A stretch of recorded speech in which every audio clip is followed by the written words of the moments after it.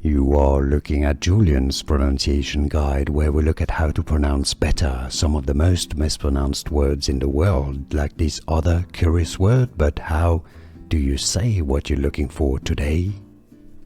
Let's learn how to pronounce this name. This is a very interesting name. It doesn't really have different pronunciations. In fact, this is a name that has different origins. In Spanish, it means aunt, and in Spanish, the pronunciation is as tia. That's the same in Italian, tia. Now, in English, it is generally said the most common pronunciation is as tia, tia.